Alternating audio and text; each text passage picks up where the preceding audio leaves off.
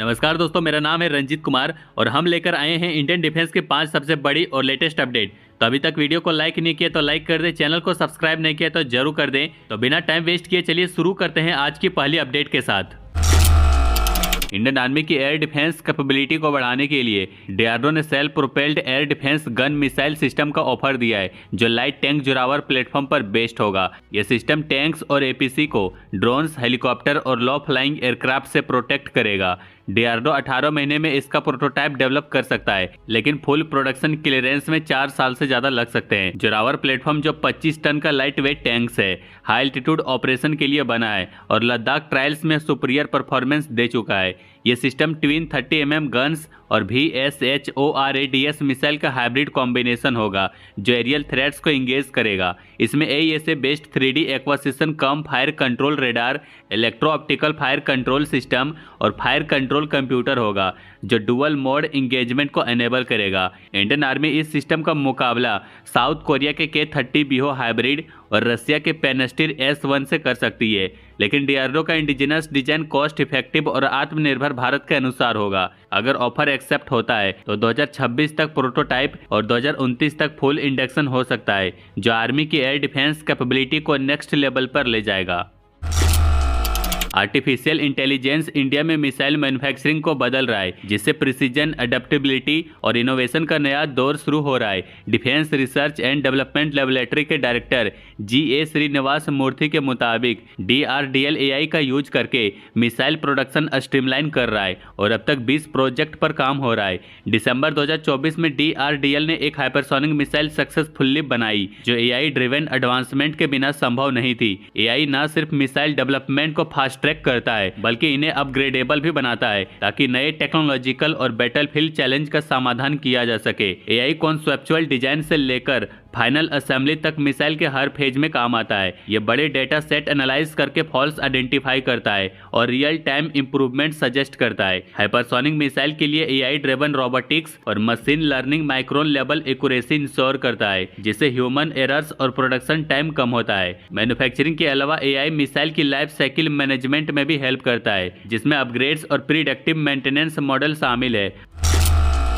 रसिया, जो अभी तक इंडियन एयरफोर्स को S-400 एयर डिफेंस सिस्टम के लास्ट 2 स्क्वाड्रन डिलीवर नहीं कर पाया है, अब इंडिया को TOT ऑफर करने के लिए तैयार है। इस ऑफर का मकसद ये है कि इंडिया लोकली S-400 के कंपोनेंट्स मैन्युफैक्चर कर सके, ताकि रिप्लेनिशमेंट और इन्वेंट्री एक्सपेंड हो सके। अगर ये ऑफर एक्सेप्ट किया जाता है तो इंडिया एक डोमेस्टिक प्रोडक्शन लाइन एस्टेब्लिश कर सकता है, जो एयर डिफेंस कैपेबिलिटी को और मजबूत करेगा और क्रिटिकल मिसाइल कंपोनेंट्स की सप्लाई भी करेगा। रसिया के इस ऑफर पर विचार करते हुए इंडिया अपना खुद का S-400 class air defence system भी डेवलप कर रहा है, जो कि डीआरडीओ के प्रोजेक्ट कुसा के अंडर आ रहा है, जो S-400 के बराबर कैपेबिलिटी वाला होगा। Project Kusha multi layer missile defence और इंडिया के एयर डिफेंस नेटवर्क के साथ इंटीग्रेट होगा। अगर India Russian TOT offer accept करता है तो technology absorption, supply chain localisation और इंटेलेक्चुअल प्रॉपर्टी एग्रीमेंट्स जैसे चैलेंजेस सामने आएंगे। साथ ही जियोपॉलिटिकल फैक्टर्स जैसे कि रसिया पर वेस्टर्न सैंक्शन भी इंडिया के लिए एक बड़ा चैलेंज हो सकता है, क्योंकि ये क्रिटिकल कंपोनेंट के सोर्सिंग को इम्पैक्ट कर सकता है।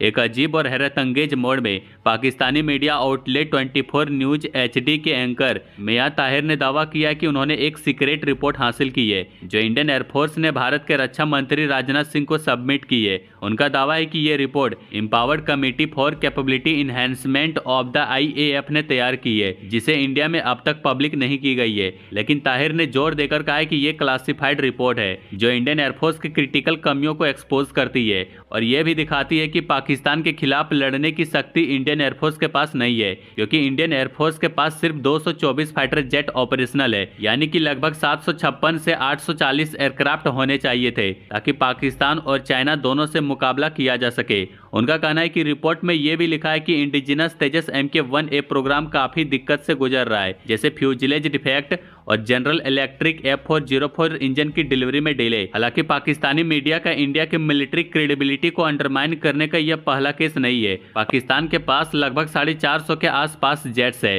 जैसे JF-17 और F-16, लेकिन मॉडर्नाइजेशन स्ट्रगल के वजह से वो अब चाइना के J-35 और टर्की के कान जैसे जेट्स लेने की सोच रहा है ताकि इंडिया के AMCA प्रोग्राम को काउंटर किया जा सके। ताहिर का ये क्लेम सिर्फ पाकिस्तानी ऑडियंस के मोराल को बूस्ट करने का हिस्सा लग रहा है, क्योंकि अभी तक कोई क्रेडिबल सोर्स या लीक पेज सामने नहीं आया है, इसलिए ये सिर्फ स्पेकुलेशन ही है।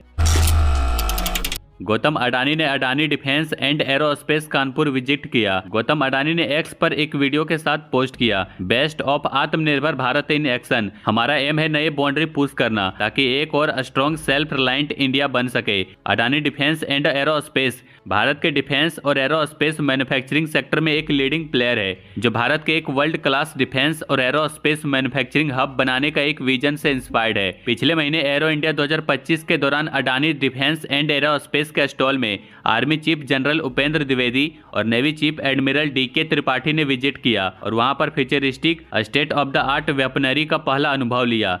सबसे बड़ा highlight vehicle mounted counter drone system रहा, जो DRDO के साथ मिलकर डेवलप किया गया है। मॉडर्न वॉरफेयर में ड्रोन्स का बढ़ता उपयोग रिकॉनेसेंस और ऑफेंसिव ऑपरेशन के लिए किया जा रहा है। इस वजह से एक मजबूत एंटी ड्रोन मैकेनिज्म की जरूरत और भी ज्यादा हो गई है। इंडिया की मिलिट्री मॉडर्नाइजेशन पर अपडेट्स के लिए बने रहिए। बाकी लाइक एंड सब्सक्राइब जरूर करें।